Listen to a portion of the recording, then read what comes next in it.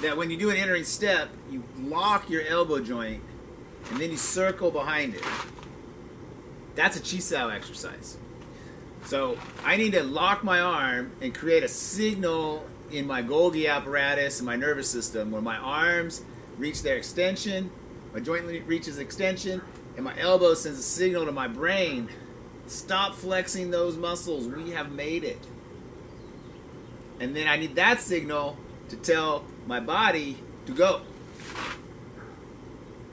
I need to have my arm out first before I step. So when I do an entering step, the next part is retreating back into where I started. So stepping back into stance.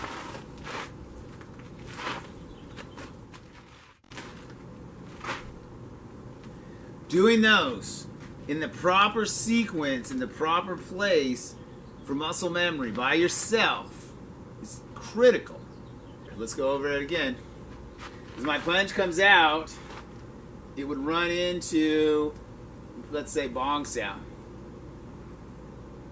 And in our Wing Chun system of WT, I would not turn my waist if my arm had not given me a signal which way to turn. I can be wrong too. So my punch has to come out, my punch has to deform into the shape first. Oh, I'm turning this way. So again, I have to program the tendon apparatus of my arm that when it makes this Tan Sao shape, it sends a signal to my spine to have all my parts respond. Or if it folds over into a bong and I stop the guy, I didn't need to turn at all. Tan Sao, boom. Maybe the Tan Sao got rid of the punch right there and I got to keep hitting. So my Tan Sao gets stuck. Energy right into here. And that energy can't go any farther here, and so it pushes my hip. On this side, I'm trying to get free. It's stuck. That, I'm pushing though.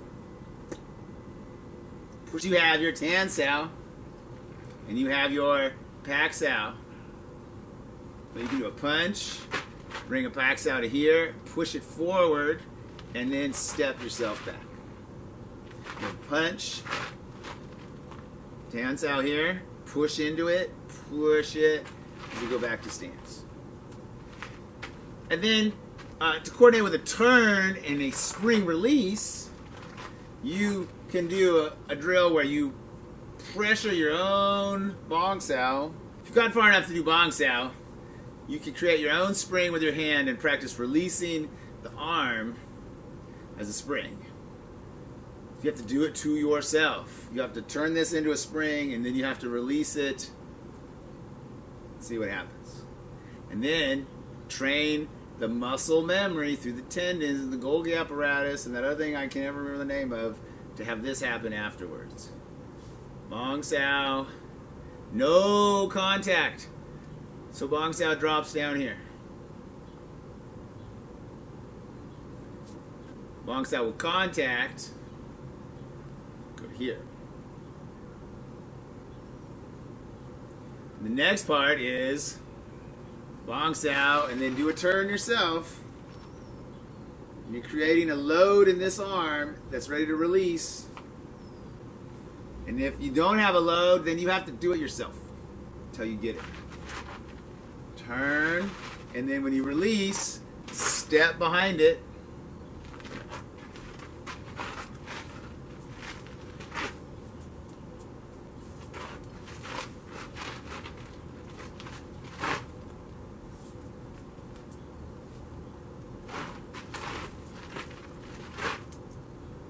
Notice, I don't go, no, and then I push. We call this the entering step drill, and it's what we use to engage our opponent across the distance between us.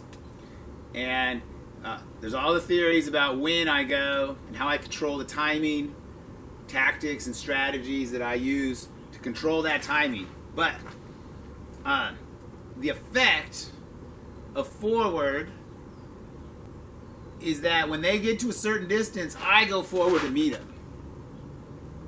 And then once I meet them, I am pressed against them. So for our fourth principle as a beginner, chase what retreats or follow what retreats. Means as I make that contact and they back away, I'm still chasing them. Excuse me. As I make that contact, if they're right here, if I make contact and we're fighting, it stays right in here. Bam, boom. This is our distance, right? This is Wing Chun distance. And if I'm hitting them at this distance, my elbow does not fully extend, does it? So I'm in here doing all of this stuff in here. And I go to hit a guy or girl, if she's tagging me, hashtag me too. And then as they retreat, my arm locks. And what did I just teach you? That when you're in here and your arm locks, it triggers you to extend and chase. Fighting with somebody and my arms lock, I extend and chase.